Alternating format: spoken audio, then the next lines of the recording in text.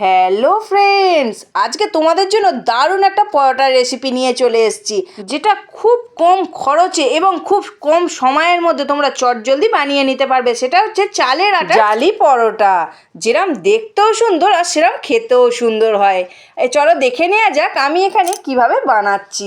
এখানে একটা বড় সাইজের মিক্সিং জার নিয়ে নিয়েছি, 1 কাপ চালের গুঁড়ো আর 2 কাপ ময়দা দিয়ে দিলাম। এবার পরিমাণ মতো জল দিয়ে দেবো। আমি এখানে 1.5 কাপের মতো জল দিয়ে দিলাম, দিয়ে একটুখানি মিক্সড করে নেব।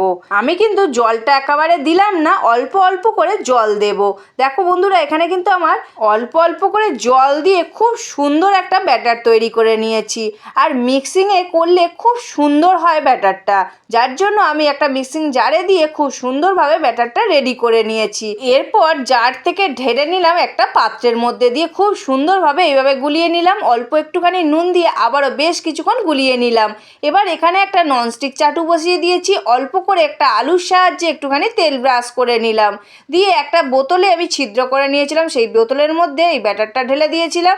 দিয়ে খুব সুন্দর করে এইভাবে জালি পরোটার মতো করে নিলাম, এদিক থেকে ওদিক, ওদিক থেকে এদিক। এবার এরপরে ওপর দিয়ে অল্প অল্প করে একটুখানি তেলের ছিটে দিয়ে দিলাম। আর গ্যাসের ফ্লেমটা কিন্তু একদম হাই ফ্লেম থাকবে, তবেই কিন্তু জালি পরোটাগুলো খুব সুন্দর হবে। এবার একটা ছুরি নিয়ে নিয়েছি, নিয়ে অল্প করে একটুখানি একটা কোণ তুলে নিলেই ব্যাস। এবার ছুরিটা রেখে দিয়ে দুটো হাতের সাহায্যে এইভাবে আমি তুলে নিলাম। এবার এক এক করে সব জালি পরোটাগুলো তৈরি করে নেব। দেখো বন্ধুরা, আমি এখানে কতগুলো জালি পরোটা তৈরি করে নিয়ে চলে এসেছি।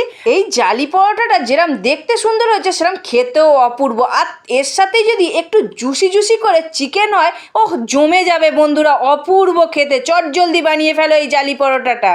আর আমাকে জানাও কেমন খেলে এই জালি পরোটাটা।